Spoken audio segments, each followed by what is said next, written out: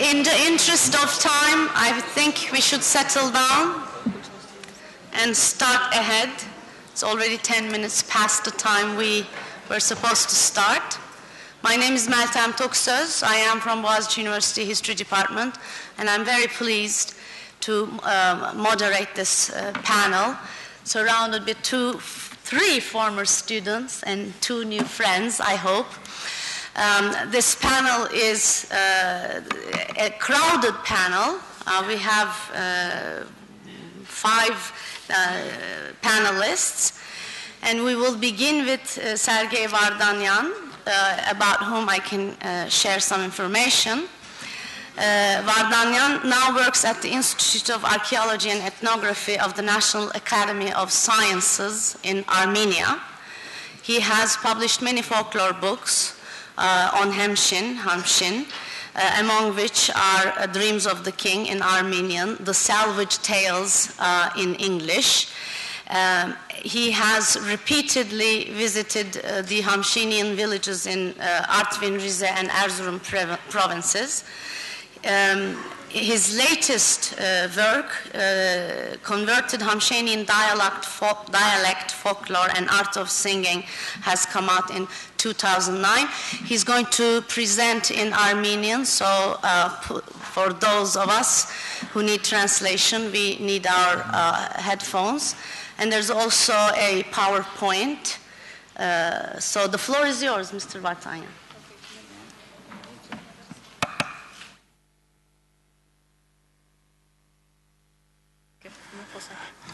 Իսլամացած Հemşinli զոհեր եւ վկաներ. Հիմա translated for you. Օսմանյան կայսրությունում տարբեր դարերում մահմեդականացած հայերի մասին քիչ է գրվել. Գիտնականները հաճախ շրջանցել են այդ թեման կամ էլ բավարարվել են այն կրոնափոխության որոշ փաստեր արձանագրելով. Անշուշտ այստեղ մեծ էր Օսմանյան Թուրքիա իշխանությունների դերը, որոնց researched. Here perhaps the role of Ottoman governments was important because they did not want this to be studied really. An important topic is that within Armenian reality is that those who converted were not considered to be Armenians. There was a newspaper published in Tabriz where there was a question which said, those Armenians who are not Christian, can they be considered Armenian? And in reply, an Armenian author says, there is no civilization on earth in which there is no diversity. So it's not really a problem if an Armenian is Muslim. Osmanyan in 1900, Krikor Zarob, who was a member of the Ottoman Parliament, before his death, said that the Hemshin Armenians were forcibly converted into Islam. The history of Armenians for the last 6 centuries has been a history of victimization. In Tortum, in Erzurum, in Silvan, in Bitlis, in Hemshin, in Karadere, in order to survive, they had to convert to Islam. Yedvat Odyan also should be mentioned here. In Hamas, during the days of the massacres of Dezor, had to Islamize in order to survive. And in his book, he talks about the remainder of the relics of the immigrants that came to Hama in Iraq, in Syria, were all Islamized. Some people resisted this. To the last moment, they refused converting into Islam. They were even willing to be deported to the desert, but in the end, we finally convinced them, says Odvan. For decades, Armenian clergy or intellectuals or scientists were not able to write anything on this problem. But we now see that fortunately, especially very recently, in the Armenian press in Istanbul, in particular in Agos, the very important reports are being made on this question. Now we see that in Turkish universities as well, there is some research being carried out. Here, forcible conversion is taken up, and the forcible conversion into Islam of 13,000 Hemşinlis is mentioned. But this 13,000 is very much reduced figure. I know that at least 20,000 Hemşinlis exist in the Artvin, Hopa, and Borçka region who speak Armenian. Many Armenian-speaking Hemşinlis live in other cities, including Istanbul.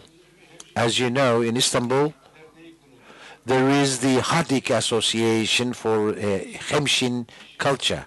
As I said, in the year 1878, with the San Stefano Treaty, Hopa was brought into Russian territory, and Hemshin people lived here. Haursun Datevian mentions this. In encyclopedias, there is no information on Katunyan. Then, in the Hayastan newspaper Hayastan that was published in Tbilisi in Armenian around 1917, there was a news report on him which said that he died suddenly. And he had very important knowledge about Armenian-speaking Hemşinlis. But this was all lost in the days of the massacre. From what we learned from the newspaper Hayastan, we can learn from Katenyan the following, about Katenyan the following. He was born in 1852 in Shavshat and was educated in Artvin and Batum. Then he worked in Artvin. Then in Erzurum, he was the interpreter for the consul of Russia. He was connected to Hemshin. In 1883, one of the most important newspapers of the day, Muşak, published an article of his. This was titled Letter from Ardahan, where he was working at the time. He talks about the tradition of going on the plateaus in the summer of the people living in that region, and talked about the Hemşinlis bringing their animal to their cattle to pastures. The women spoke only Armenian. Their Armenian was not something that every Armenian could understand because they spoke very rapidly. Their dialect really reminded one of the Armenian of the Khodorcho Armenians. Then there were all these pedantic words in their speech from literary Armenian. Then in another article where he speaks of Shavshat, he talks about the Hopa Armenians. In this article, there was very important information. I will read some of this by abbreviating it, because this is one of the oldest testimonies that we have on this topic. Perhaps others could be found in the future. These Armenian Muslims of Hemshin, this is the way they used to talk about these people 130 years ago. Although they lost their Christian culture, they have not forgotten their language. Their home-spoken Armenian is like our literary Armenian. But this language really separated them from the other Muslims. They were always different, and they never intermarried with other Muslims. They were the Ani immigrants, according to another view. But this population, these Hemşinlis, near Batum, they were near the Turkish border, near Batum. In Hopa, or in the small Hemshin, as they call this, they call Hopa the small Hemshin, in the village Zalina, and in the 80 house Senvin, in the Ardala 60 house, Garchin 30 houses, Gentik 60 houses. Then there's other villages under Russian domination. Because with the Treaty of San Stefano, some remained there. Karaçamlı 12 houses, Makrial 150 houses.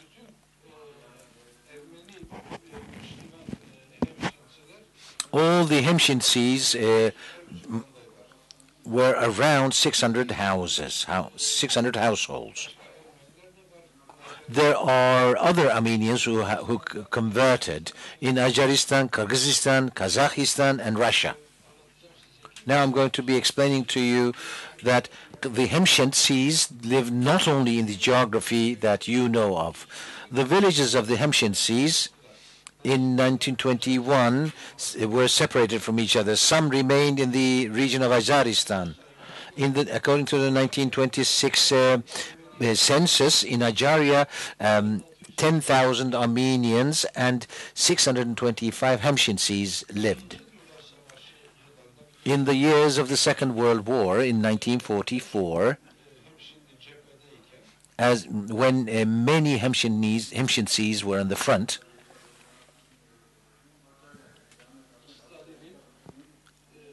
Stalin made a decision. And the number of Hemşinlis on the front was counted. There were also Turks and Kurds who were sent into exile into Kyrgyzstan and Kazakhstan. Because Stalin had a kind of sickly state of mind, because if there were war, he thought they would side with the Turks because they had relatives in Turkey. That's why he sent them into the interior of the Soviet Union, Kyrgyzstan, Kazakhstan, etc. In 1957, in Kazakhstan, there are 1,784 Hemşinlis. In their IDs, it was said either that they were Turks or that they were Hemşinlis. But in the Soviet encyclopedia, there is a special entry for Hemşinlis.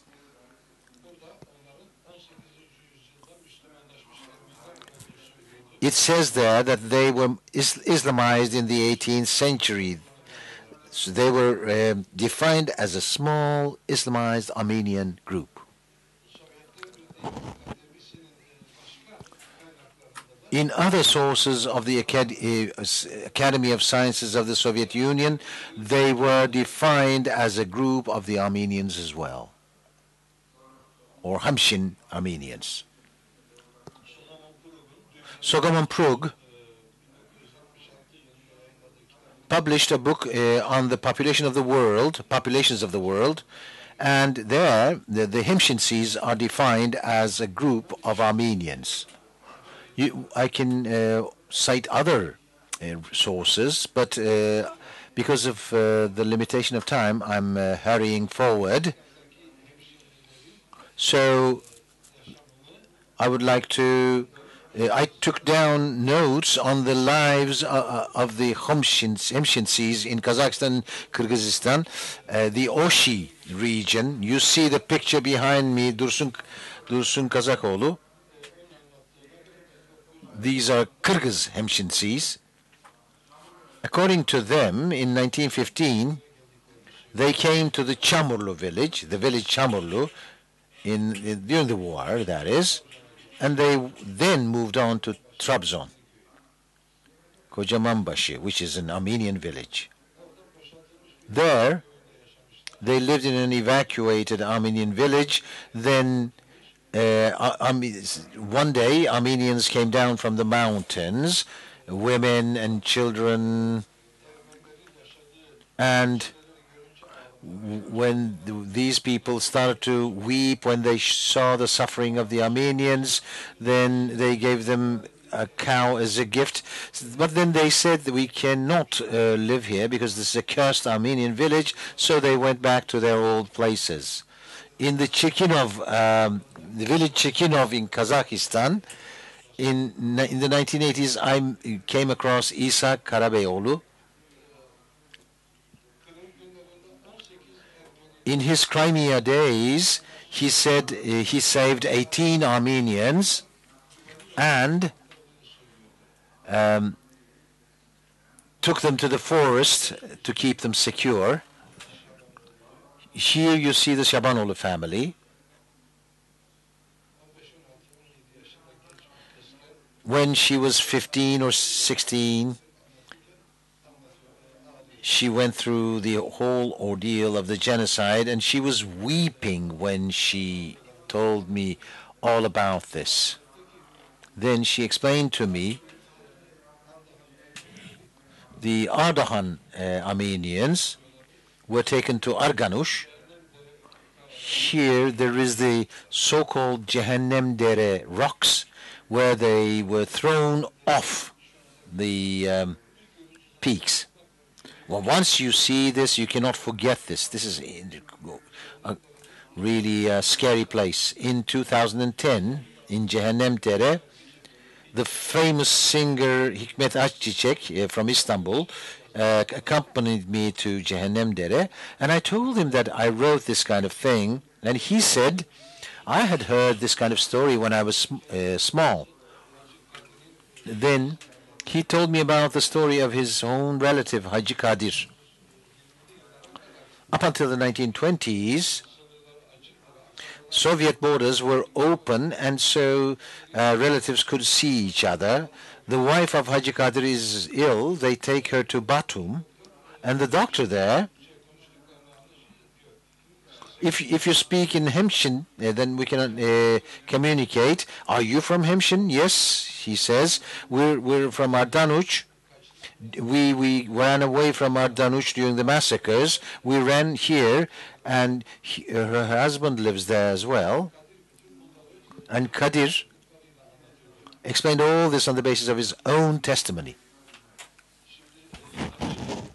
Now he said, well,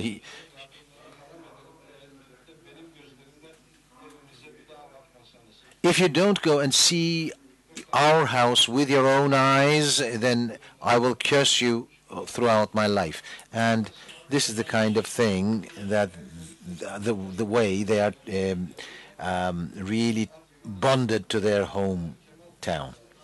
Another story I wrote in Hopa Kemal Pasha, Hikmet Akçiçek and myself.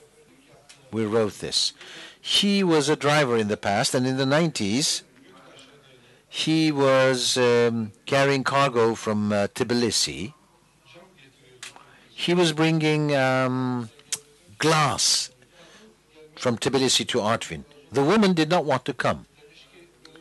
She said, they threw my ancestors down from Cehennem Dere into the canyon. So the driver had to carry everything on his own. Another one here is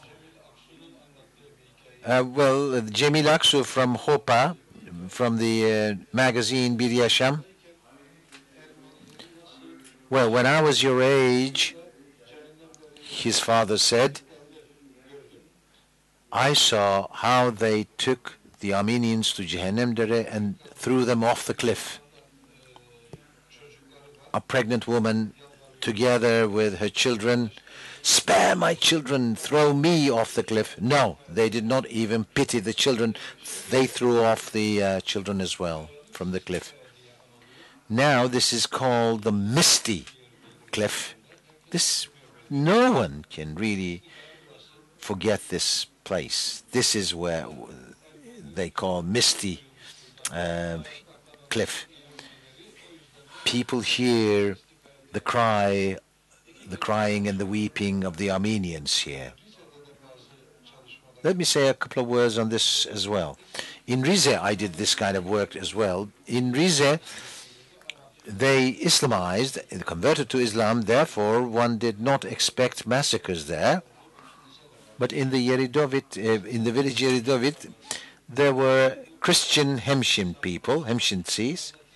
The owner of this hotel, Kartal, told me, this is a mother and her daughter, and she said that their uncle and their relatives were killed during that time of massacre. Conversion is not a one-off thing. You cannot simply say the Hemşinlis converted in the 18th century. Yes, that's when it started, but until all the way to the beginning of the 20th century, there were Christians living there in the Rize region, and according to Ottoman salnames, these documents, there were people living there, so they converted at that time. Let me finish here because I can't tell you everything in this period of time. A CD printed in Istanbul. Ayşenur Kolivar, who is a graduate of Boğaziçi University, young singer. We know each other. She sang on the CD in Armenian song I compiled in Kazakhstan. In a village, she spoke to an old Armenian woman, and the woman told her about the massacre, atrocities, and she was waiting for someone to come along. And together with Mahir Özkan, they recorded a song. Here, the Hemşinli atrocities and the role of Çorum in this massacre is narrated. My suggestion is that we listen to the song together. You will read about the rest in my book.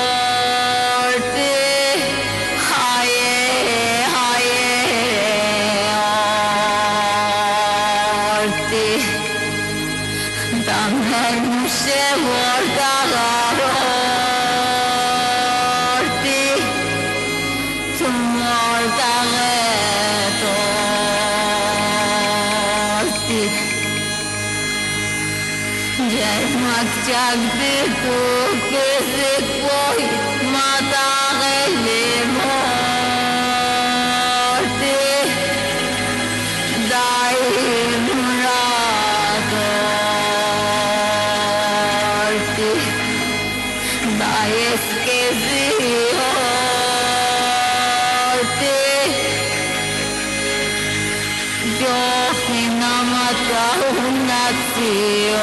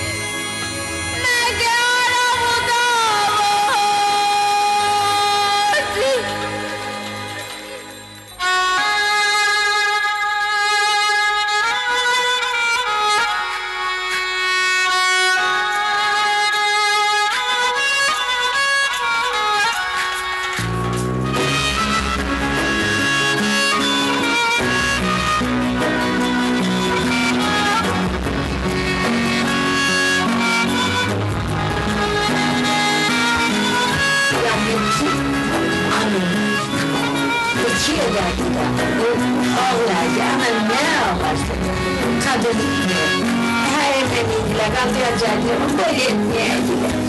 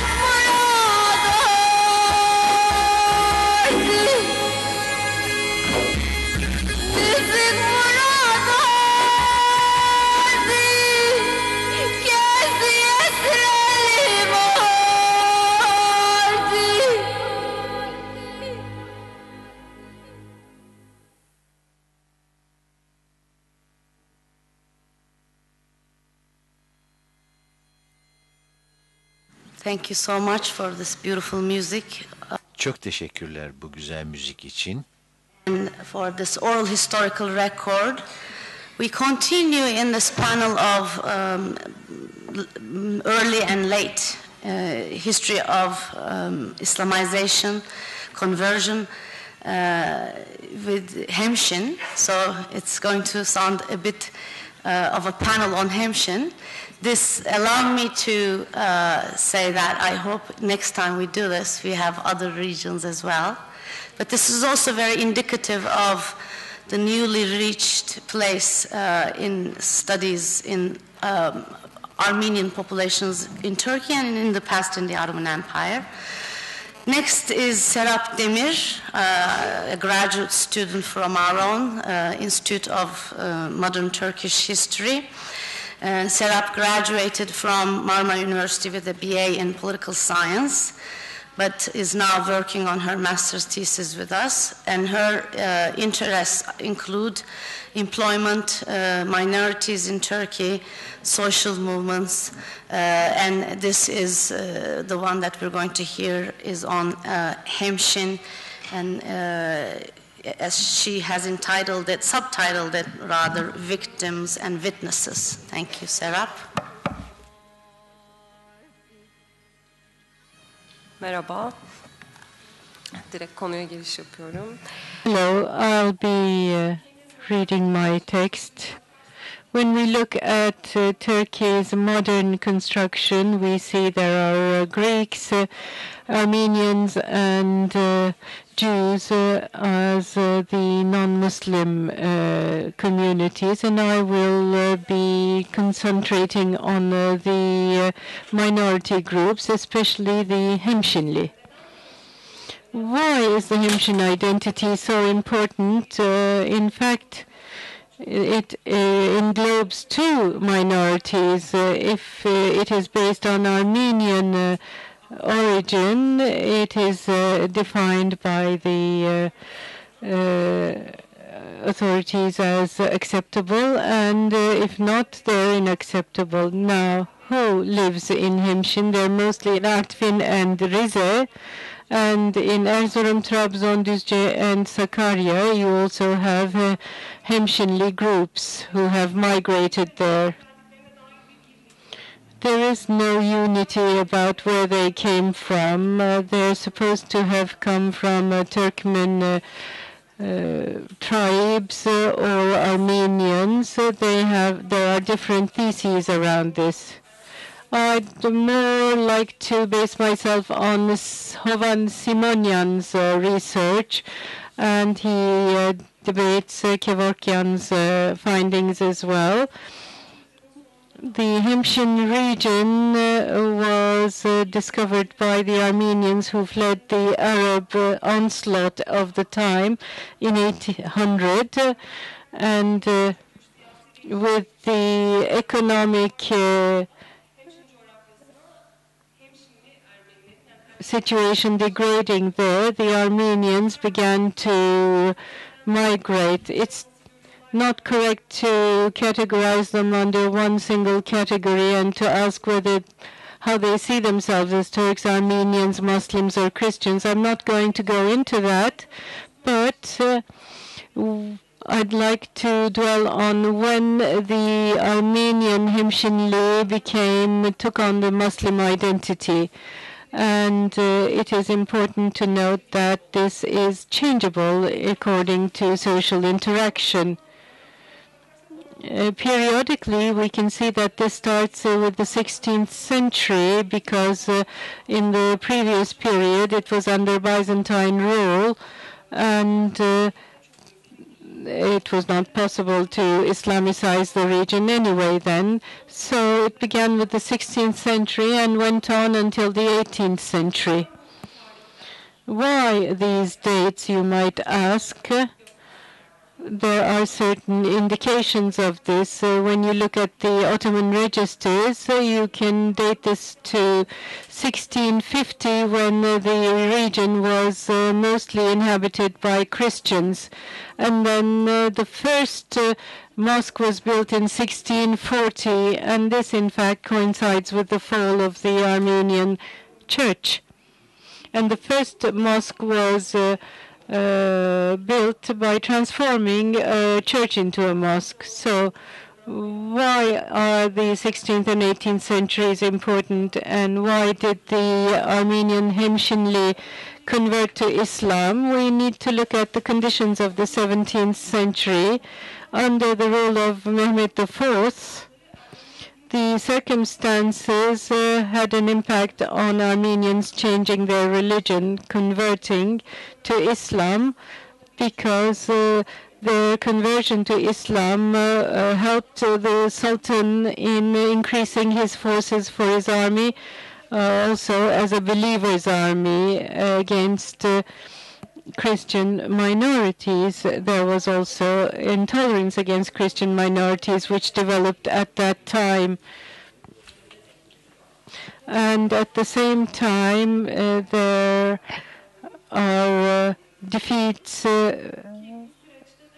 and the decline begins. So the Armenian minorities are seen in a certain manner as victims of this. As a result of these 17th century developments, the Tımar Bey become feudal lords and gain property rights. And this is also one of the main reasons why the Hemşinli are not tolerated. The authoritarian rule of the feudal lords did not lead to a direct conversion, but people, in order to avoid such authoritarian rule, became either Muslim or fled the region. Now, those who fled the region, especially between 1690 and 1700, took refuge in Karadere, and then after the oppression there, they dispersed in different provinces of Anatolia, where you still have Hemşinli migrants. And it's also possible to say that if they still claim to be Muslims, that is, they could not find any other way of survival. So the other thing is that were they really practicing the Muslim religion, or were they continuing with their Christian practices? Was a question which came up at that time, and this is where the term of crypto Christians, crypto Muslims, or imperfect converts. In fact, crypto comes from the word crypt, where you have a crypted message, which means you belong to a religion in a secret manner. And during my whole research, I ran into this concept throughout my research. So if we ask the question of how these people were dispersed, there is, for example, a festival in Van, and the Hemşinli go to that festival. It lasts 14 days. It's 98 days after Easter. And it's a feast which is still celebrated today, but it is done independently from the Easter context. It is done in July when there is no rain in Hemshin. And we also see that other practices of using double names, Ali Sarkis, Mahmur Hovannes gibi. And we see that this can also be seen in place names. When Simonian worked on in the region, he did a case study. So Simonian said when the Hemşinli fled to this region, he asked whether they had done this in order not to convert to Islam. And there's also the rumor that the women took their children to Trabzon and didn't tell their husbands about it, so that the children could continue to learn the Christian religion. Now, I'd lastly like to dwell on the language of the Hemşinli in a historical perspective. Was this language forgotten? There you have an important distinction between men and women. Since men become socialized outside the house and women stay in the house, and since it is forbidden to speak Armenian after the Islamization, the men forgot Armenian, but the women went on using it in their homes. So you have a Muslim father and a Christian mother in many households as a result of this, whereby the women were more loyal to their Christian practices. Let me conclude. I tried to provide a historical background as to the Islamization of Armenians in the case of the Hemşinli.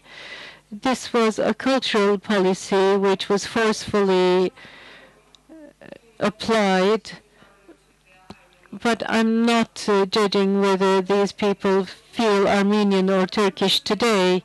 I'd like more to stress the fact that they want to use their Hemşinli identity, and to my mind, this is another indication of multiculturality. Thank you very much.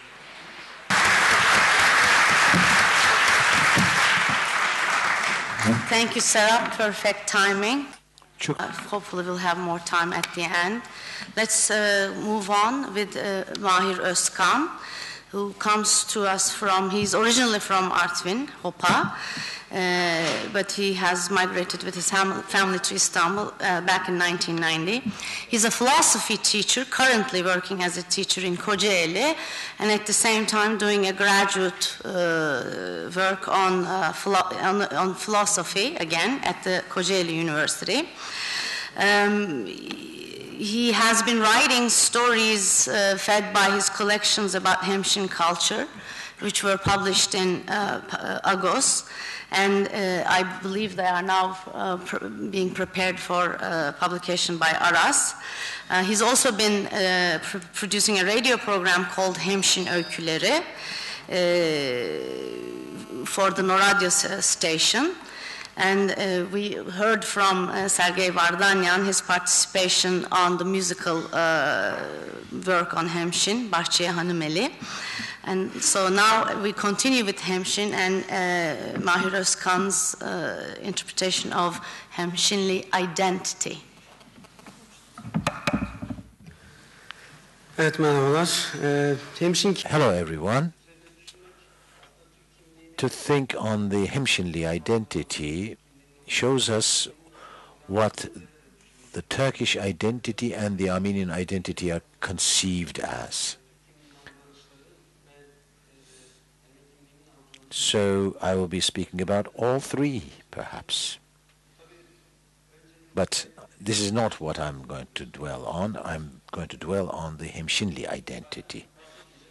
I'm not going to talk about history. Gevon's history has been narrated here, and this is the source that is always cited, and Serap, well, to a certain extent talked about this. I think that's sufficient. I don't want to repeat what she said. The Islamization process is a process that ended after 1915, and according to the sources that I have reached, in 1530 title deed books, in Hemshin, 31% seems to be Muslim and 69% Christian, but in 1915 the process is completed. Islamization takes two different forms. All the families who live in Hemshin at this point are partly only geographically from Hemshin. Later, there are Muslims, originally Muslim people from the Caucasus or of Turkish origin who were settled in Hemshin later by the state. So when you look at the origins of these people, some of these people are Islamized Armenians, some are families that were settled in Hemshin later.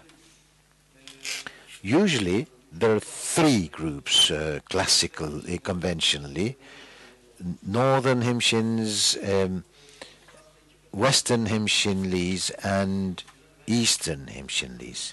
I'm going to be talking about two categories: Muslim Hemshinlis and Christian Hemshinlis. I think this is a more meaningful way of classifying the Hemshinlis. Muslim Hemshinlis should be taken up under one category, not as Western and Eastern, because the major distinction between East and West is cited as language, but I don't think that is very valid, because religious identity is more important.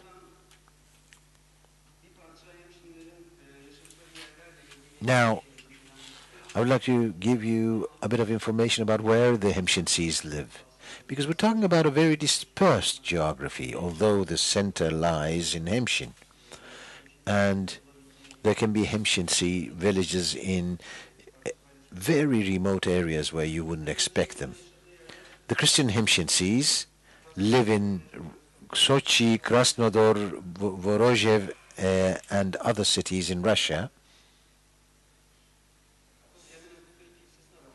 They are tied to the Armenian Apostolic Church. Artvin, Bochka, Hopa, and other districts in Erzurum, in Rize, and certain districts and villages in these areas, in Karadere Valley in Trabzon. The group that goes for Islamization are 6 or 7 villages. They do define themselves as Hemşinlis. Mecit Çeliktaş made an album on these, and the music here, they use the kaval, and they use melodies close to the Hemşinlis, and the lyrics are in Armenian, and there are 600 words in their language. This is in consonance with the vocabulary in Rize. apart from this, in Akçakoca, in Düzce, in certain districts of Sakarya, Istanbul, Ankara, Bursa, Kocaeli, there are different Hemşinli groups that came with migration. In Kyrgyzstan and Kazakhstan and Uzbekistan, there are Hemşinlis, and Vardanian talked about these. Now, the Muslim Hemşinlis, why should they be taken under the same category? Is it is language that important? Well, the shared, well, no, the speaker changes tack and says the loss of the language is recent. The testimonies of an older time, older period, say that Hemşinlis spoke Hemshin language up until the turn of the 20th century. It comes all the way to the 1950s. There are testimonies personally I've listened to. My father is 82 years old. When he visited Haydere in 1952, when I was a child, I asked him where we came from and who we are, and he said that the women, old women he spoke to when he was there in the 1950s, the Hemşinli women, could speak Hemşinli, and he could communicate with them in Hemshin language. But the younger ones, although they understood certain words and used them, could not speak Hemşinli. So this, of course, is also compatible with the testimonies of the travelers to that region.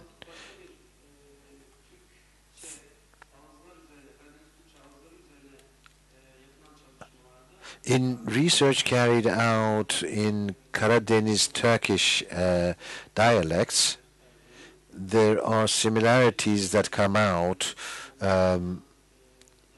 between the different, the Turkish of the different regions in the Hemşinli areas.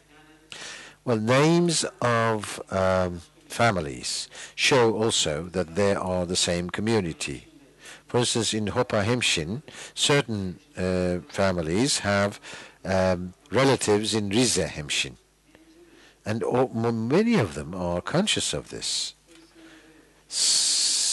Let me cite certain names. Babaoğlu, Köceoğlu, Kaşaroğlu, Çoloğlu, Galatoğlu, Tataroğlu, Gazoğlu, Ortraşoğlu, Kolçakoğlu, Kotiloğlu, Köseoğlu, Lazoğlu, Makaroğlu, Maraşoğlu, Topaloğlu, Yağcıoğlu. Many family names can be found in the two different regions.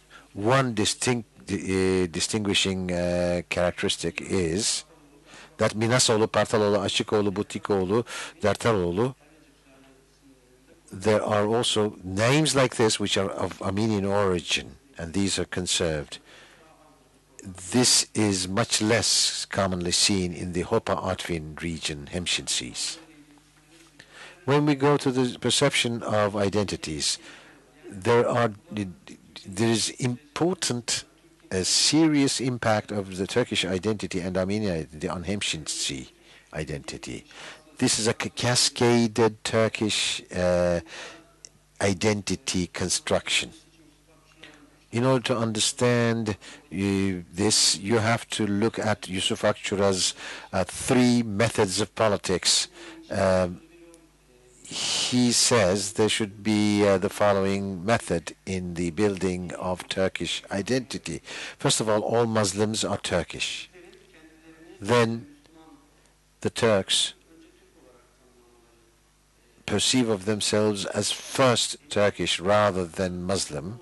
Then those who are Muslims but not Turkish are asked to conceive of themselves as Turkish as well. Of course, there are groups assumed who will never call themselves Turkish, and those are the non-Muslims, non-Turks. And they will, of course, be eliminated. So if we talk about Hemşinlis,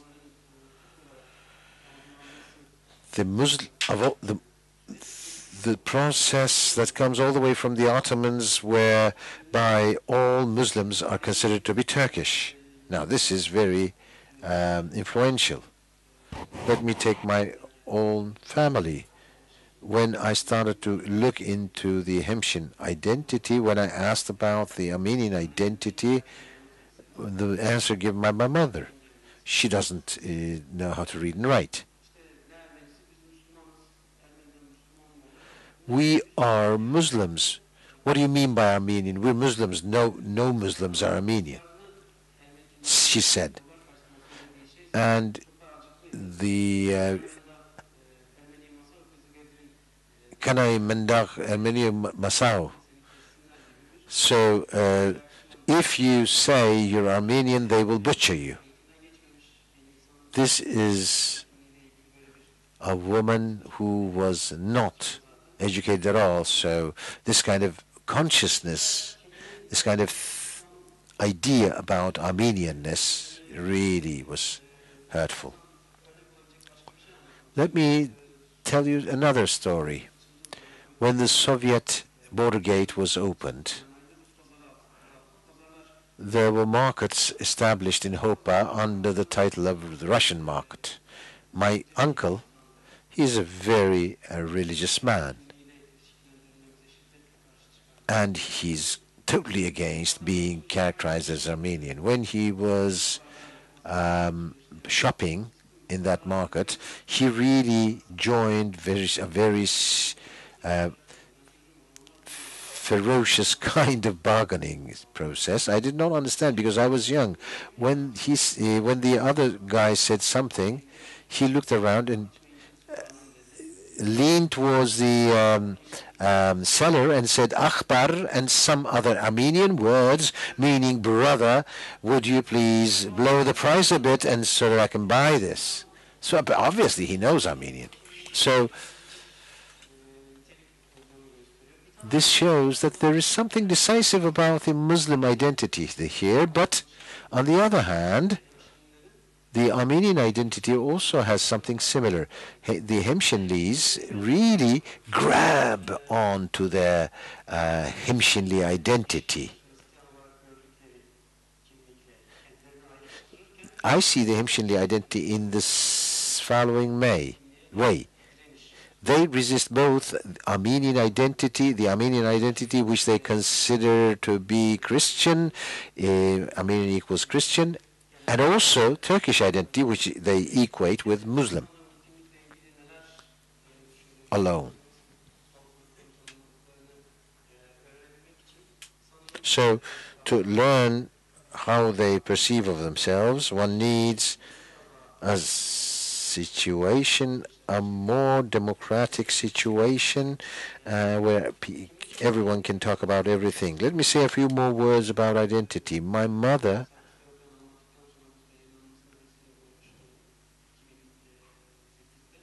in 2008, there is this fear prayer that my mother used to recite, which was published in Agos in 2008. This is a prayer that comes from Christianity. She said,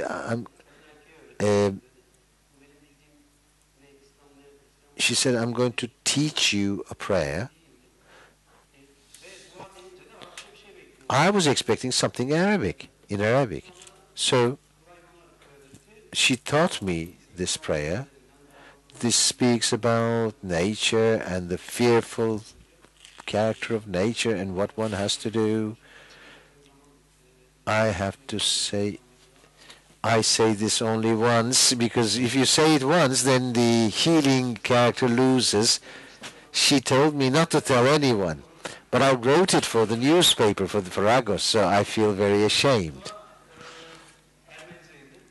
The prayer was in Hemshin, Armenian. I was thinking, how is this possible? Then I discovered that, well, I thought that my mother had an Armenian cultural bond which came even before the Christian side. You can't be an Armenian, or a Hemşinli cannot be an Armenian. Nobody who's not a Christian cannot be can be an Armenian. If this is the line, then I asked them, how is it that my mother knows this prayer? She's Armenian even before becoming Christian. Finally, let me talk a bit about political attitudes. I think there are connections between identity perceptions and political inclinations. Well, to what extent can these be tied to subjective things? One may pose the question, of course, but there are connections. In the 70s, the left-wing political currents, as all over Turkey, left an important imprint on Hemşinlis.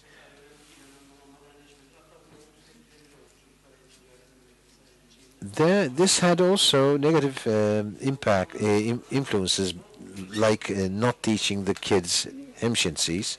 But then these people with socialist leanings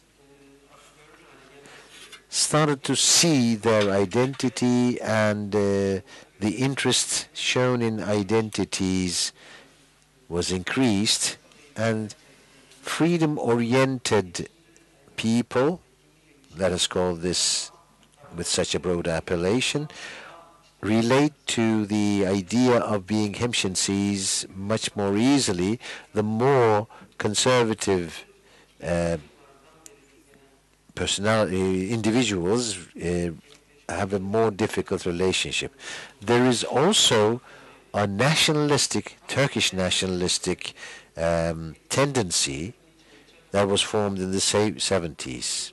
The same goes with respect to the Armenian identity. There's the Norzatung tendency within the Armenian youth in Istanbul. They do some very good things. When I speak to them, sit down and speak to them, we don't have any problems with respect to the Armenian identity they have, nor do they at all make a problem of the fact that we are of Muslim origin. There is no problem once one accepts that. Thank you.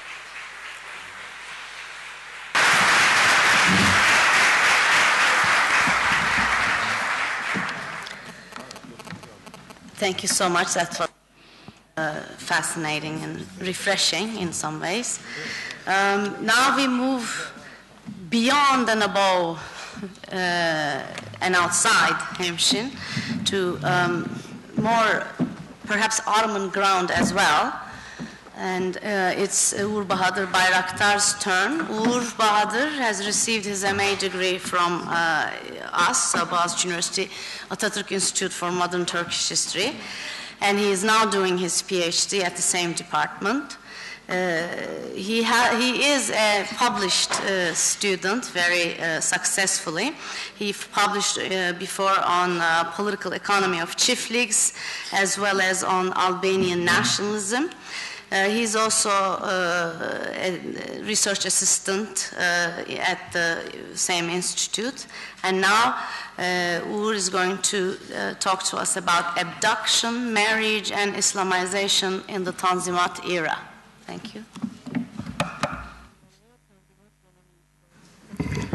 Okay. On April the 2nd, in 1846, the Vali and Defterlar of the Diyarbakır province wrote to the Sublime Porte that a 10-year-old Armenian girl converted to Islam in their absence. Without an investigation, the governor and the treasurer stated the girl was allowed to change her faith despite being at a young age. The justification for that matter was ready. That is, the Mufti of the council was asked his opinion about the issue, and he approved the conversion.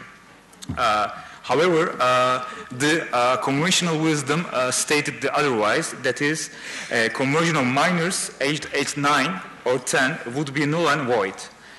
Following the affirmative response of the Mufti and the admission of the Karabash, that's the Armenian religious community leader in the district, there was not any coercion but encouragement by the Muslim side. The girl had been transferred to a Muslim house. In the middle of the Tanzimat era, such a conversion was nothing but a further trouble for the Ottoman state. As Deringil, Mr. Deringil, who was supposed to be here but he's not at the moment, as Deringil argues, it was for the Ottoman governors as an attempt to avoid the imperial headache.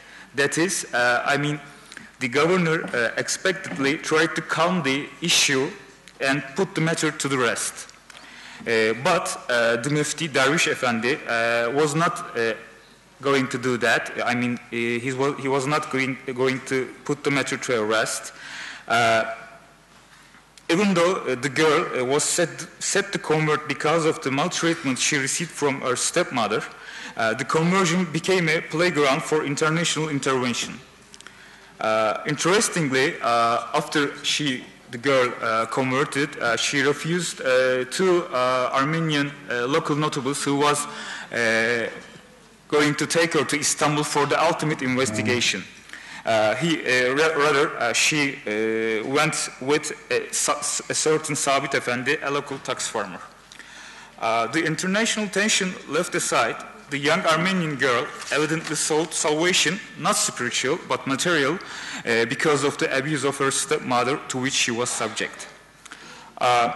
While conversion changed its guise during the 19th century in the Ottoman Empire and somehow happened to be pronounced along nationalism and international affairs, there were less troublesome conversions. This presentation will try to shed light on such individual conversions, attempting to, and I will try to somehow understand the mentality of those girls and women who converted in the end. Conversion was present in earlier centuries, either forced or voluntary conversions I'm talking about. Those conversions happened for a rise in social milieu. Apart from endowing converts with new clothes, there were some other measures such as prospective employment, new Muslim spouses, and or some charity or monetary aid.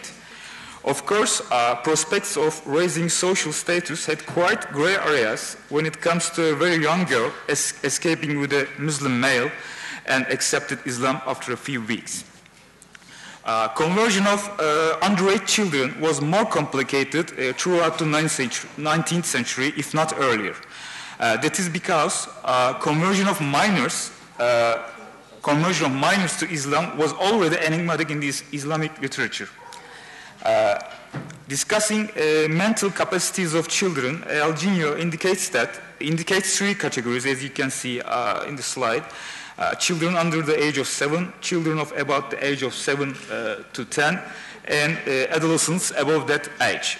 Accordingly, he states that the second classification was the most problematic age group, for it was doubtful for a child to fully understand the essence of Islam.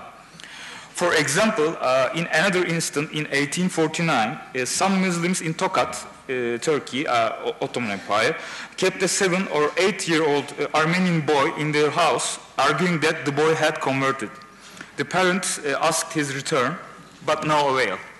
Only then did the Armenian patriarch intervene and ask the boy's dispatch to Istanbul for another investigation to understand whether the boy had really converted or with his own free will. Conversion of adolescents, however, did not bring about any problem for the Ottoman practices, but for their parents and their community. An 18-year-old Armenian woman called Anna went to the government in Erzurum saying that she wanted to convert in June 1857. The busy schedule of the treasurer did not leave any chance of holding the procedural meetings for the conversion. the necessary meeting was not carried out, and then another wrong came from the Ottoman governors, let's say, and that led the British Council in the region intervene. Even though there was no problems with regards to age, the problem was in procedure. As the British Council referred to the Ottoman practices for conversion, it was necessary for converts to spend three days prior to their conversion among their parents and their community leaders. Contrary to that, the governor of Erzurum argued that she did not want to spend any single moment with her family. Writing in detail in order to eliminate the British concern on this case, the governor indicated that every single chance of the convert's parents or other religious elders to pay a visit to her was available. However, Anna did not want them. "Kill me," she said, according to the government, "but I will not go with them," she said.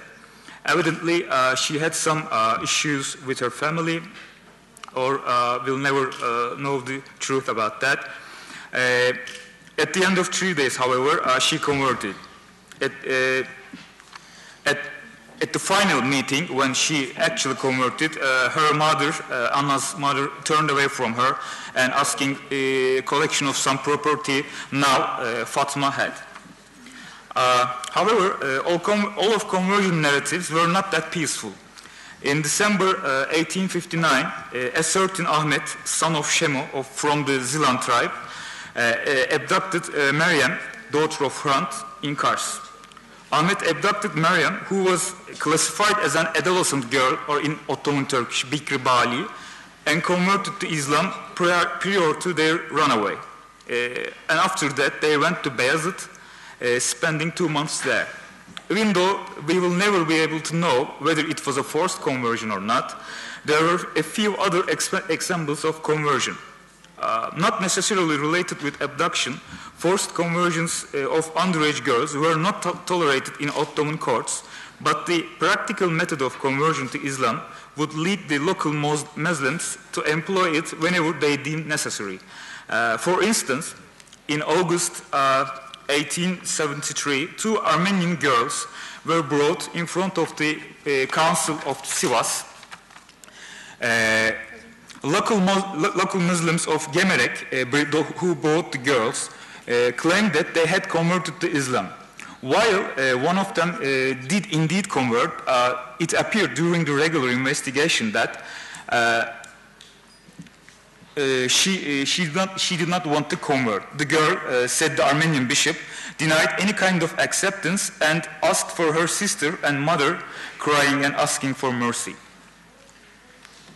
Zekaria Episkopos, that Armenian bishop, was frustrated that the girl, albeit with her explicit rejection, would be converted by those in the council. The justification was one of great points of the conversion procedures. That is, since the girl in question did not yet reach the age of puberty, that's in Turkish, buluğuna ermemiş, and the girl's father became a Muslim beforehand, those bringing the girl argued that the girl would go by the father. Kız babasına düşer in Turkish. Zekaria Episkopos was worried that the current state, the actual practice of this thing, might very well end up with picking up ordinary Armenian people in the town center, that is Çarşı, claiming that they had converted. The Council of Sivas, however, conceded that the girl would be kept in the Mufti's house. We don't know about the fates of the 2 girls. However, we know that pressure on underage children of those recently converted was justified by an Ottoman practice. That is, the more benevolent parent in Turkish, hayrul ebeveyn. That is, when a parent becomes Muslim, the children would go with the Muslim party, either father or the mother. The practice, in case of, while the practice was most widely used in the previous centuries, it appears to persist in the 19th century. As this incident demonstrates, the practice at times was employed to facilitate conversion of non-Muslim children. Conversion of underage children was subject to debate, as you can see. While Armenian children were kept in Muslim houses, if not abducted, in the aftermath of their contested conversions, cases of abductions of Armenian women testified, however, to a temporary salvation. As Mark Bayer argues for the early modern Istanbul concerning non-Muslim women, conversion to Islam offered an escape from unbearable husbands or slave owners and an opportunity to create room to negotiate personal status. Conversion of girls in that sense shared the same motivation of women. That is, orphan girls had to convert as a last resort in order to survive. The Ottoman government always awarded conversion and granted some sort of material rewards for the converts. For instance, Fatma and Emine, who were Armenian in origin and recently converted to Islam in 1848, were granted 100 krushes and per month, in addition to a house for their accommodation. However, conversion was not always a means of coping with poverty. Since conversion to Islam in Islamic practice annulled the converts' previous deeds and obligations, it was therefore a good instrument for a divorce. A certain Hani, or Saliha with her Muslim name, who was a married Assyrian woman living in Baghdad, came to Baghdad and converted to Islam before the council in September 1858. Even though she claimed that her conversion was with her own free will, not because of anything whatsoever, however, the investigator was not quite convinced about that. The investigator was suspicious about that. Hani or Saliha came to the council to become in order to marry a Muslim man. Trying to thwart her conversion on such grounds, the investigator said that the council would not let Hani or Saliha marry that man. The investigator even asked whether she hated her husband or not, but Hani or Saliha asserted clearly that she converted to Islam with her own free will, and it had nothing to do with either her previous or prospective husband. The government in Baghdad and the priests present in the meeting had to certify her conversion in the end. As the investigator was quite suspicious about the motivations underlying her conversion, that's the marriage, we will never know, however, whether Saliha married that man. On June the 6th, 1863, another meeting was held in the province of Kurdistan with regards to the conversion of a married woman. In this case, a certain Imo, I am not sure about the name, I'm sorry for that, it was quite difficult for me to read the Arabic transcript. I don't know whether the woman's name was Imo, who was previously married to Lund or Lonet or Leonet, that's also not pretty clear, abandoned her husband and ran away with a Muslim man, Mejid. The abandoned husband asked her wife's return and thus petitioned the government. Thanks to the investigation of the council, it appeared that Imo was abducted by Mejid and they wandered here and there, in Turkish şurada burada gezdirilmiş, for 6 months. Then Mejid's uncle noted the woman converted to Islam in the district of Hazro and married in Lice. At the moment of meeting mentioned above, Mejid was missing and Imo denied anything associated with Mejid. Not only she argued that she wandered all the time on her own, but also indicated that she was attracted to the glory of Islam some 2 years ago. Furthermore, Imo made it clear that she would not accept her husband, even if he had converted as well. That was because of the fact that her husband had beaten Imo, who related the abuse of her husband to the emergent attraction she felt for Islam. In the end, similarly, we don't know, she converted, but we don't know about the rest.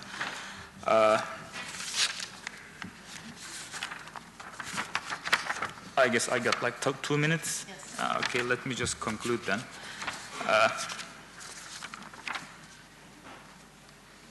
When one looks at conversion of girls, young girls and women throughout the 19th century, it would not be wrong to say that most of conversion cases were somehow means of coping with social or personal problems, be it family or poverty or some other thing. That being said, the case of underage girls, however, posed a puzzling state.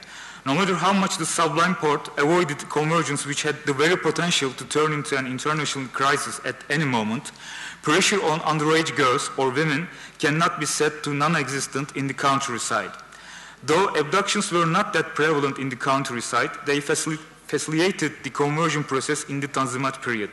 Whether they were forced conversion or not, however, still begs a definite answer. To sum up, as this presentation demonstrates, most conversions took place for salvation. The word salvation should be read in two meanings. While conversion to Islam promised newly converts a true salvation according to Islamic belief, it was not actually the case.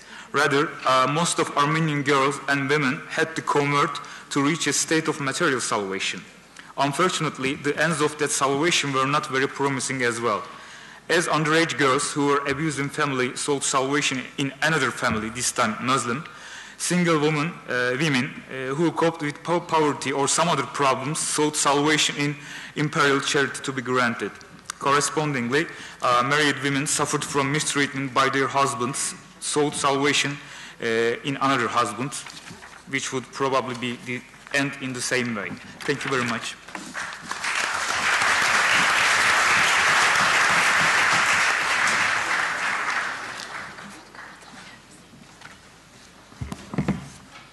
Thank you, Uğur.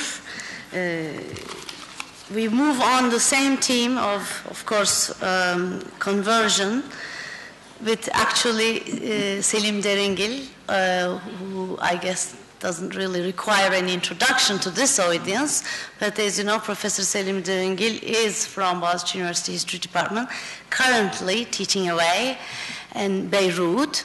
And there was a problem with his plane ticket, that's why he wasn't able to make it today. However, Selim Deringil, who is very well known with his works in the Hamidian era in the Ottoman Empire, his involvement in the previous Armenian conferences, particularly the very first one that's been mentioned since the morning, has been good enough to send us his paper.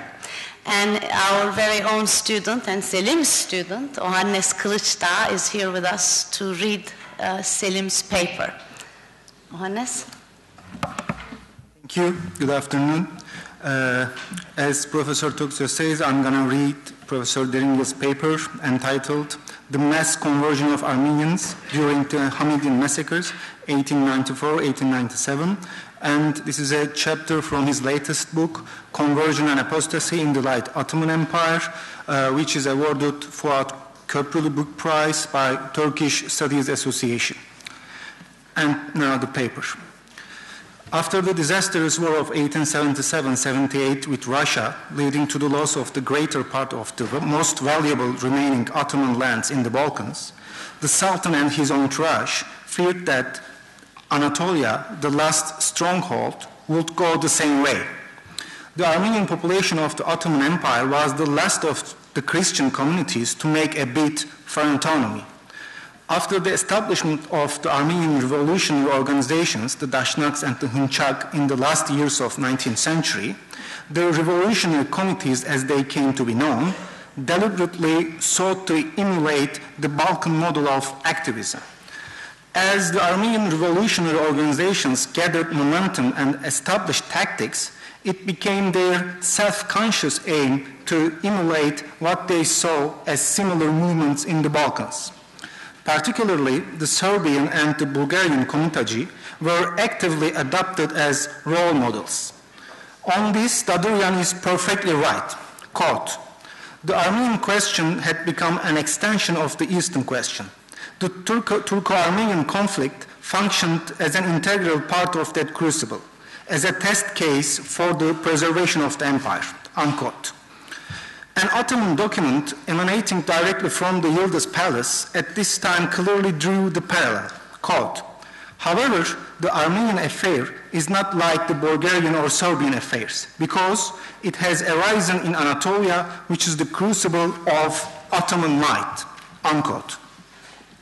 What was seen as the danger of the emergence of an Armenian state in the eastern Anatolia had to be prevented at all cost. Arminius Vambry recounts that in the course of one of his audiences with Abdülhamit, the latter told him, quote, by taking away Romania and Greece, Europe has cut off the feet of the Turkish state body. The loss of Bulgaria, Serbia, and Egypt has deprived us of our hands. And now, by means of this Armenian agitation, they want to get at our most vital parts and tear out our entrails. This would be the beginning of total annihilation, and this we must fight against with all the strength we possess, unquote. This fear led to the deeper dimension to the Hamidian policy regarding Anatolia, which has been described as the politics of unity. The Islamic population had to be wooed to the side of what came to be considered as the official Islam. This was a defensive policy which emphasized the Sultan first and foremost in his capacity as an Islamic ruler, the Caliph of all Muslims, but also a legitimate autocrat like his contemporaries, the Kaiser and the Tsar. The Armenian question also came to be a secondary theater for confrontation between the great powers, particularly Britain and Russia.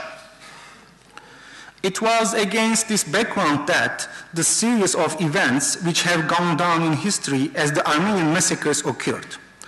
Province after province experienced the same pattern: inflammatory speeches by mullahs on the occasion of Friday prayers, attacks on Armenian shops and property, self-defense retaliation on part of Armenians, followed by widespread and apparently organized slaughter, rape, and abduction of women. Particularly after the Sasson massacre, August 18, September 10, 1894, and the 1895-96 Zeytun uprising, and the various massacres that occurred in 1895-96 in various localities, there is no doubt that the majority of the Ottoman Armenians in Anatolia lived in a state of terror. Even in the documents published by the modern Turkish state on the basis of the official papers of Hüseyin Nazım Pasha, the chief of police, the discrepancies in the number of dead and both sides is a giveaway. In troubles at Trabzon on 13 September 1895, the Muslim dead numbered 11, whereas the Armenians lost 182. In Erzurum, 23 October, the ratio is 5 Muslim dead to 50 Armenians. Similarly, in Bitlis, on 26 October, the toll is Muslim 38 dead and 135 wounded, Armenians 132 dead and 40 wounded. It is worth pointing out that in almost all the cases, there are far more Armenian dead than wounded, suggesting a very unequal struggle. In Diyarbakir on 10 October, the police commissariat reported 70 Muslims dead and 80 Muslims wounded against more than 300 Armenians dead and 100 wounded. In Bayburt on 4 November, against 8 dead and 11 wounded on the Muslim side, the Armenians lost 170 dead and 35 wounded. Diyarbakir, where one of the worst massacres was to occur on 2 to 5 November 1895, features largely in the documents on conversion. On 2 November, the French consul Gustave Mairy was to telegram his ambassador Paul Cambon, quote, "The city is engulfed in fire and blood. Save us," unquote. On 10 November 1895, the Wali Enis Pasha reported, quote, "In some areas, entire villages of Armenians have been converting, and this is causing the Kaza authorities to ask for instructions. As these conversions are not very convincing, I humbly ask for instructions," unquote. The governor was referred to an irade, dated 1 Teshri Nisani 1311, which is 14 November 1895, which established the official position, unquote. According to the Irade, in order to avoid the misrepresentation of the conversion of the Armenians, if they apply again when order is resorted, then their conversions can be processed according to the proper procedure. Until then, the matter should be passed over with wise measures, unquote. This formula of wise measures is repeated throughout the documentation and in the context is clearly an euphemism for palliative or temporary. The official position appears to have been the following.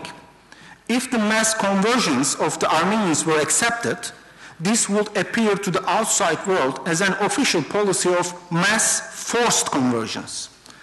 Also, the intercommunal tension created by the recent disturbances had still not abated.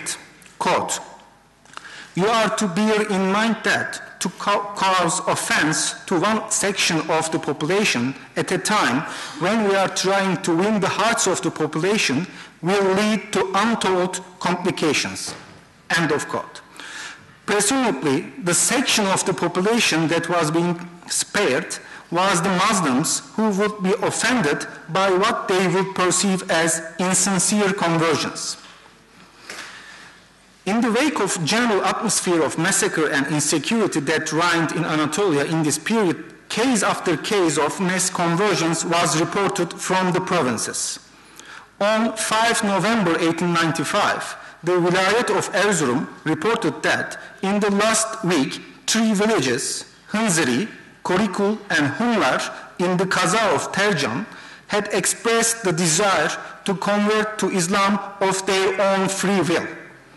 However, the governor openly stated that these conversions are the result of fear of attacks and will not look good to friend and foe. The Porte replied, quote, "The said conversion of the Christian villages is due to a reason, and that is the fear of the assault of the Kurds. In this case, you are to make clear that mass conversions are not permitted. You are also instructed to defend them from attack and prevent undesirable events." End quote. The formula of not looking good to friend and foe, yar ve ayara hoş görünmemek, is an obvious reference to foreign consuls and missionaries. A few days later, the Vilayet of Sivas similarly reported the following, quote, "Today, some 2,000 Kurds attacked the town of Divriği and start looting the goods of Christians. So far, 23 Armenians have been killed, and some 500 people, men and women, have applied by a petition through their village elders to become Muslim of their own free will and to become circumcised. If the Kurds do not listen to reason, it will be necessary to use armed force against them. The conversion of 500 people at once is likely to draw attention, and this will not have good result just now." End quote. The reference to drawing attention and not having good result just now was again a clear reference to potential foreign observers. The answer by the Porte left no doubt about this. Quote, "You have reported that some 500 people have applied to convert. For this to be accepted by the government would mean that it would be shown by subversive elements as the result of fear, and as such it is not acceptable politically.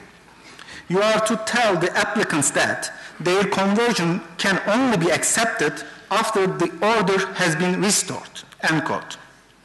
Sivas continued to be a flashpoint. 2 days later, the governor reported that in the town of Darende, some 200 Armenians had applied to convert to Islam and were applying every day to the government offices. They had been turned away according to official instructions. Now, an observation is in order here.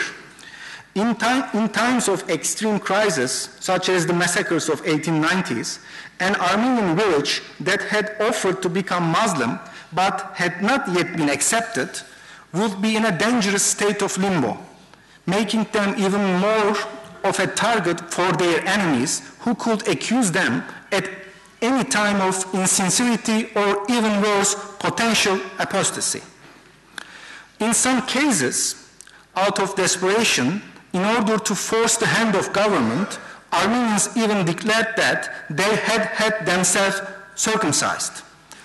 On 12 November 1895, it was reported from the Vilayet of Mahmud el-Aziz that the Armenians from the village of Peri had performed their own circumcision.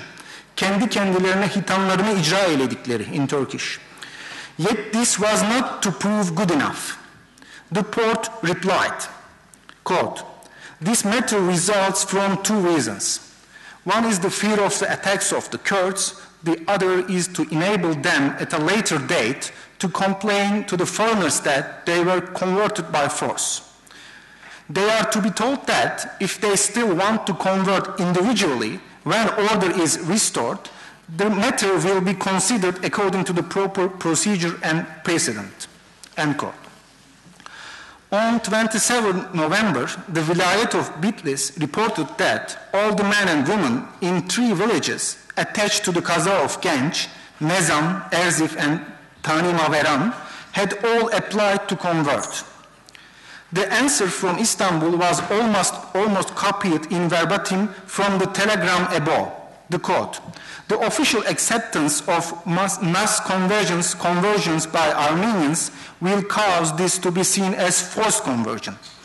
If they apply again when order has been restored, the matter will be considered according to the proper procedure and precedent. Until then, the matter should be passed over with wise measures as ordered in the imperial irade." Unquote. In some cases, the conversion issue comes up in what seems to be quite mundane circumstances. On 27 December, the Mutasarrif of Dersim asked the following question, quote, "What is to be done about people who were previously Armenian when they are fiancé and now want to get married as Muslims?" Unquote. The problem arose because of the official refusal to recognize Armenian conversions, which were holding things up bureaucratically. Another related issue was that neo-Muslim Armenians were demanding that they be registered as Muslims and as such be exempt from the military service tax, the bedeli askeri. At this point, the issue of voluntary conversion being carried out without any coercion, force, or pressure is stressed and repeated so many times, verbatim 3 times within 2 paragraphs, that it seems particularly suspicious. Particularly, the reason given to prove how voluntary these conversions were is instructive. Quote, "The fact that these conversions were carried out after the restoration of order and after their villages were hit by Kurds and the Kurds dispersed shows that they converted only because they had found the true religion." Unquote. Apparently, fear of repetition of Kurdish attacks as a motive for conversion did not occur to the writer of the report, who was just that bit too eager to stress that the Armenians had experienced a moral enlightening. Another case of dubious moral enlightening is a petition presented by Armenians of the Kaza of Koyulhisar in Sivas, and is worth quoting in total, as it is a particularly poignant example of the plight of desperate people. Quote, "We are Armenians from Koyulhisar, and our lives and property have been spared thanks to our beloved Padişah.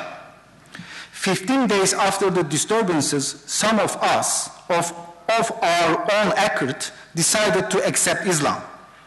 Now the local government is insisting that we become Armenian again, but we did not convert out of fear or pressure.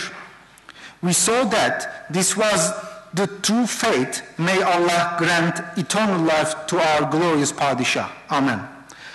Until now, everybody was free to belong to any confession they wanted. Has this permission been revoked? If our Islam had been due to fear, all of us would have converted. But some of us have remained Armenians. Please, for the sake of Allah and our Sultan, send us reliable officials who can investigate our behavior and what is in our hearts. They will see that we converted of our own free will and register us accordingly in the population and property registers. Because when we travel here and there, our commercial papers and our identity papers that we are Armenians, but in our hearts and our dress we are Muslims. This causes awkward questions. We are presenting this petition in Armenian because the Muslims will not write it for us. In short, may the state hang us if it pleases. We are willing and we will not turn our back on Islam. Devletimiz bizi idam etsin, razıyız. Müslümanlığımızdan vazgeçmeyiz. Unquote. The wali adopted a rather bleak view of the petition and pointed out that two women from the same area had recently gone back to Christianity after firmly declaring for Islam. He acknowledged the official order that extreme care to be taken in the matter of conversions and recommended that no action be taken until the improvement of the weather, when the petitioners could be summoned to Sivas for questioning. Now the conclusion. How can we contextualize the issue of mass conversions during the Hamidian massacres? The key seems to be the official policy that individual conversions were permissible, but that mass conversions were not to be accepted. There are several remarks that can be made on this conjuncture. The ostensible reason for the state's refusal to accept mass conversion was that, at some later date, at the first opportunity, the Armenians would complain to the foreigners that they had been forced to convert. Even if this reason is taken at face value, it still means that it is depriving the Armenians of a last desperate measure of defense against being massacred. The official documentation openly stated on all occasions that the reason for the conversions was fear of the Kurds, ekrattan haf ve haşiyetleri. Because when an Armenian village converted, but their conversion was not accepted officially, they were in that very dangerous state of limbo where they were at the mercy of the Kurds and other Muslims who were looking for the slightest excuse to fall upon them. To take a cynical view, this would suit the state because on the one hand, they could claim to the observers on the spot, like the foreign consuls or missionaries and their superiors in Istanbul, that they had nothing to do with it, and the mass conversions and previous or subsequent massacres were the result of popular outrage that they could not control. On the other hand, their interest would be served either through the Armenians becoming genuine Muslims or by their eventual decimation by the Kurds. Also, telling the Armenian population converts, you may convert individually once order has been restored, seems disingenuous at best when there was a real chance that they would not live that long. Thank you.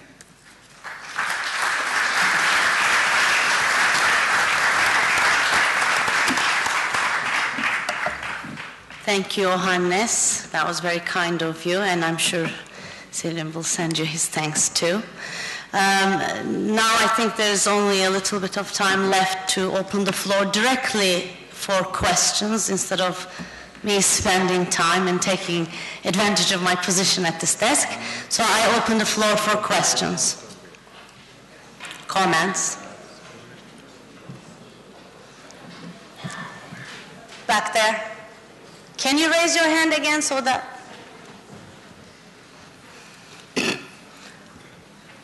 Merhaba. Merhaba. Hello.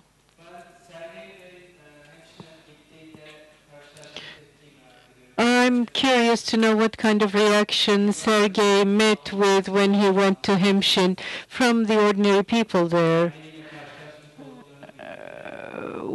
What was their reaction when they discovered that they were encountering an Armenian?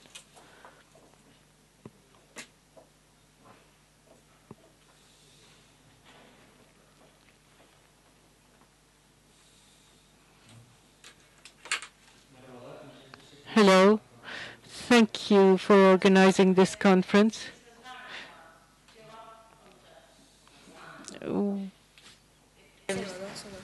We'll have the answer first. Please wait.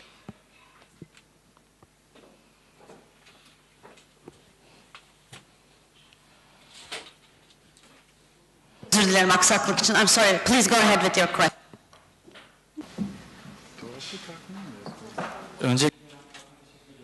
I'd like to thank the Hrant Dink Foundation for this organization. We listened to the presentations, and I also had a few things to say about the previous session, but I won't go into that. I agree with Mahir on how to define identity, because the Armenians in Turkey are defined in a religious community, which is reductive. But I believe that the Armenian community comprises a much larger category. So I believe that it is important to know what the relationship is between Islamized Armenians and Armenians who have remained Christians. And this may lead to other demands on how these people will be educated in their own language or not. We cannot reduce the community to its religious dimension. And the Armenian genocide is not something which was applied only to Armenians. There are also the Assyrians which were involved. It was, in fact, a project to de-Christianize Anatolia. And the conservation of the mother tongue, perhaps the Hemşinli were in an advantageous position to the extent that they lived in a more isolated geography, and they were perhaps able to keep themselves away from the nationalistic discourse of speak Turkish. As you know, in the summer months, the Agos newspaper had a piece of news where a Muslim family wanted to send their children to an Armenian school and wanted to convert. Now, what I'm wondering about is, maybe we'll discuss this later on, but there is what is called the code of linearity, genilinearity, which was specified, showing in the birth register that a Turkish citizen was of Armenian origin. I would like to know what you know about this. Let's go one by one.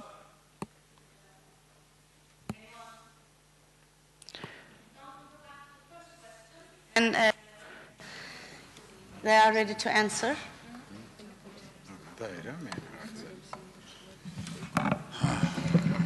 Որքան հասկացա հարցայիններ, թե ինչպես են ինձ որպես հայաստանցի հայ ընդունել Կիրգիզիա, Ղազախստան, Ուզբեկստանի, Ռուսաստանի. As far as I can understand, in Uzbekistan,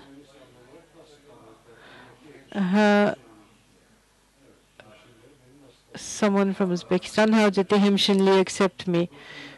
Yeah, they received me very well, not only them, but when I when I received them in Armenia, I was also very receptive. I studied their case as an academic, and they tried to find out who I was as an Armenian. And we had an interesting experience. For example, in Kazakhstan,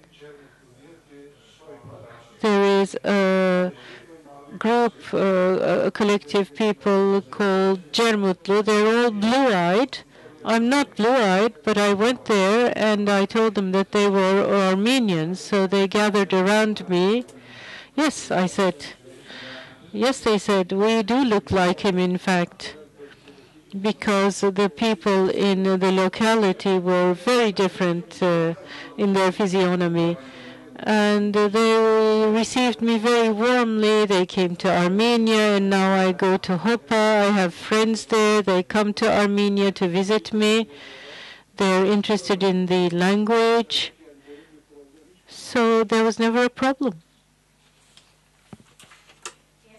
Teşekkür.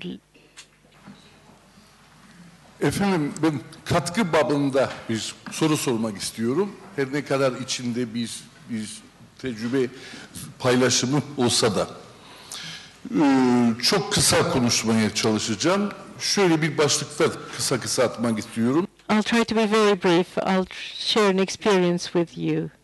Siske in Armenian means mimic and gesture. It's a schizophrenic situation. My name is Rafael Monarex. I don't want to talk about myself.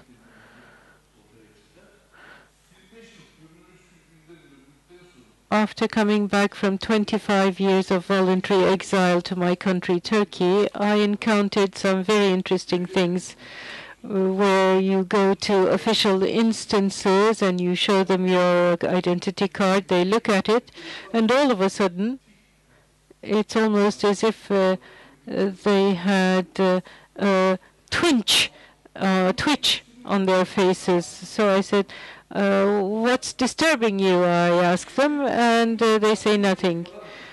But then they're telling me, why don't you come to the back?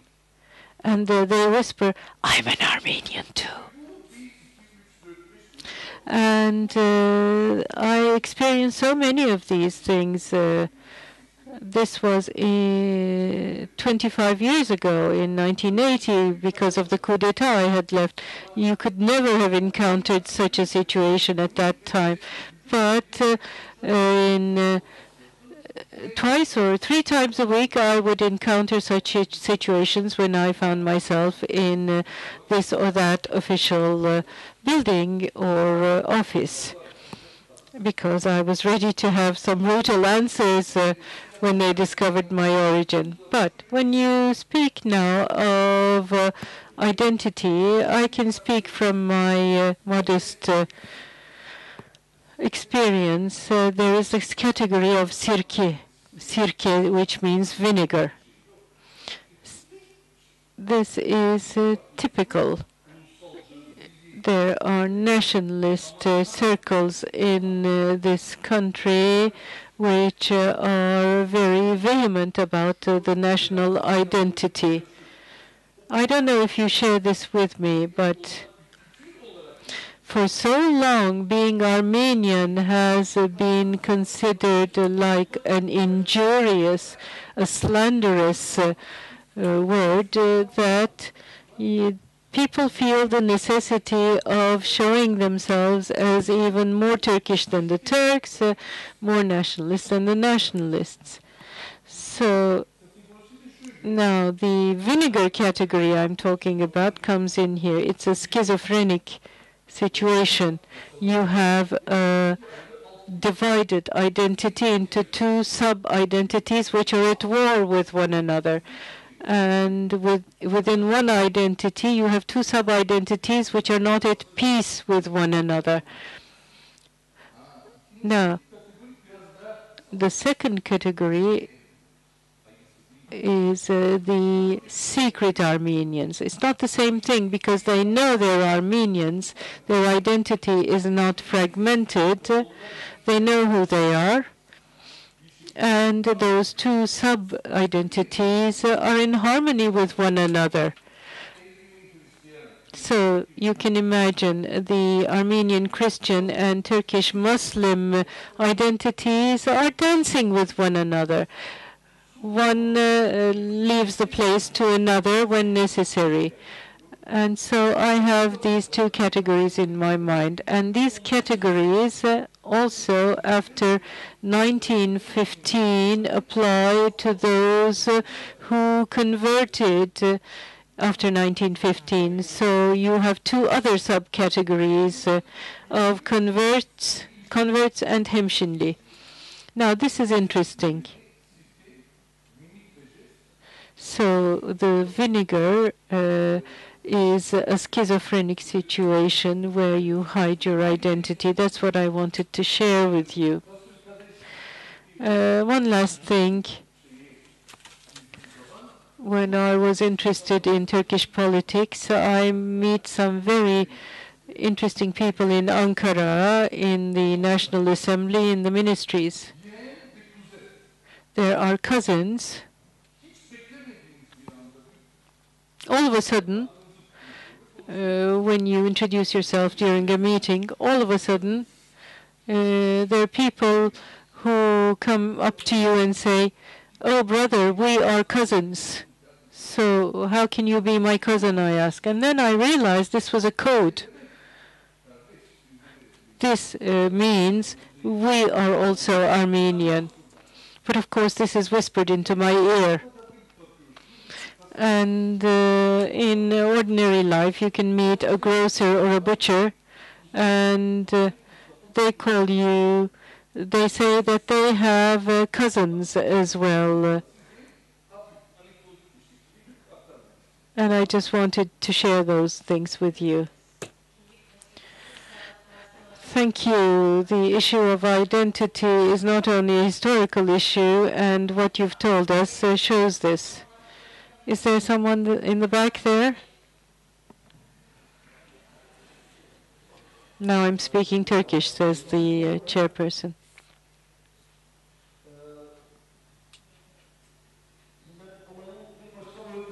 I'd like to look at another dimension of the situation. In the morning,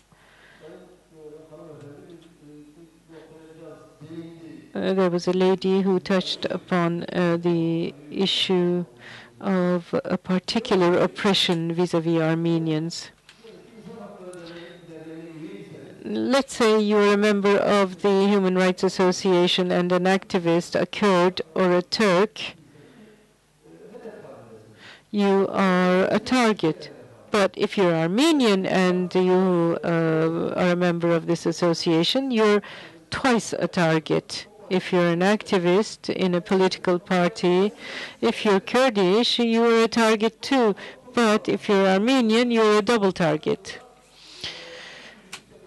So when you go into the internet, there are some websites which in fact have been set up by the chief of staff, so-called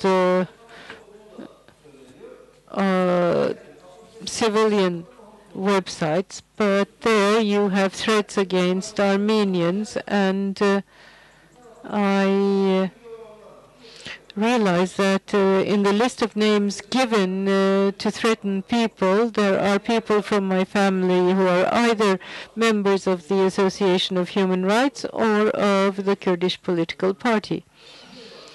So, Hrant Dink,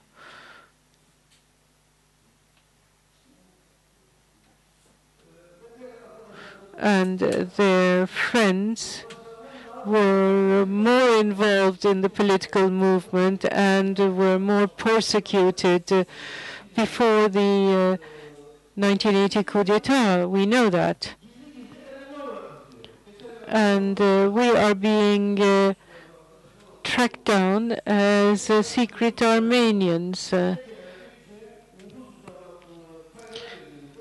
When you go into the birth register with your identity number, you can see whether a person is of Armenian or other origin. I tried to discover by tracing the names of my grandparents to see where the family lineage went, but there is a rupture at one point. When you try to look at your birth register, you cannot access it. In 1978, I was 21. I was a militant, and I participated actively in meetings. And I was from the cover movement.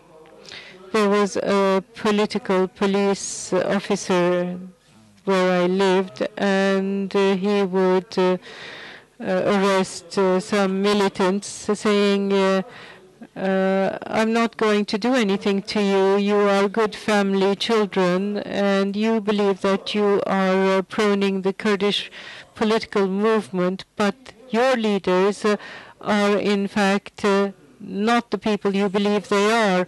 They are Armenians, in fact.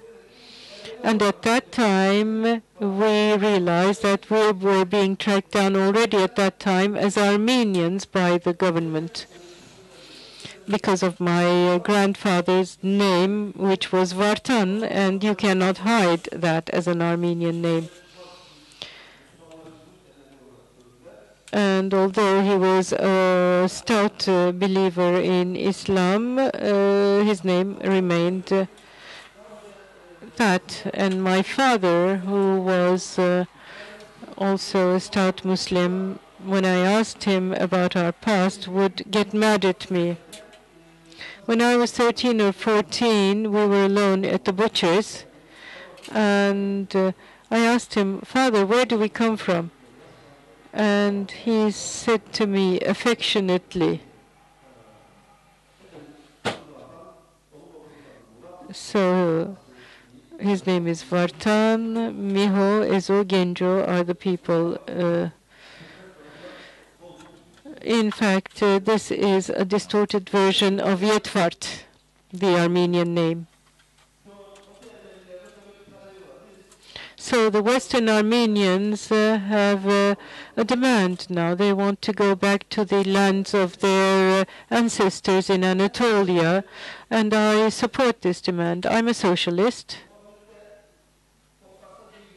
and it's not land or property I'm after, but I want to know who is living on the land or property that my ancestors lived on, and I want the state to tell me that, and the birth registers as well. Thank you.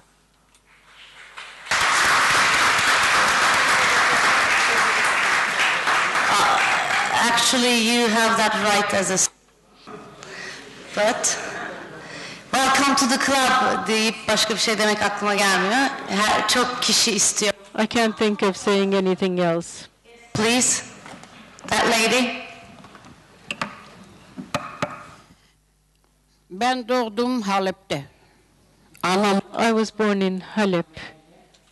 My parents were from Hasanbeyli, but now I'm from Yerevan.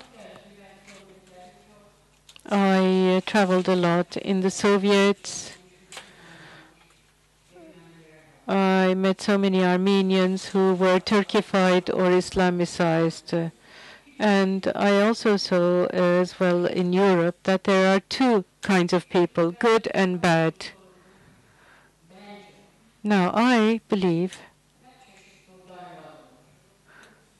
that we can see things as follows. You can have so many kinds of wheat. You can have white wheat, black wheat, and you can make so many things with that wheat. You can make bread or pastry.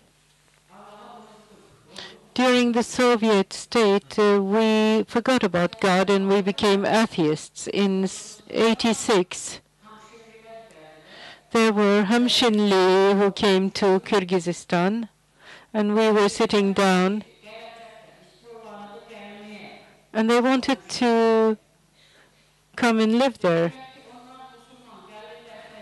But it was said they're Muslims. If they come, they will be allied with the Azerbaijani. And two professors stood up, Rafael İşhanyan and Serut Asanyan. They said, shame on you. We're all atheists. And the Muslims at least acknowledge God. Who do we acknowledge? They didn't become Kyrgyz in Kyrgyzstan, so they will become Armenians here. They are our children. How can we not accept them? But as you know, in 1988, what happened? You all know what happened. And I believe if someone feels an Armenian, they can be Muslim or Christian or Buddhist or atheist. If that person feels Armenian, then he's Armenian or she's Armenian. I can't think otherwise. Whoever feels Armenian should be considered as Armenian, and our state is not very strong now. Whenever we become strong, all of us should come together and have a wonderful Armenia, because we're all one. There's only one God up there. And when God created Adam and Eve, there were no countries, there were no nations, and no governments. There was humanity. And when humanity comes back, so there are so many Assyrians, Arabs, and others. Whenever all these people realize that there's only one God up there, we Armenians will be stronger. Thank you. She's done the perfect closing. Let's go have some coffee.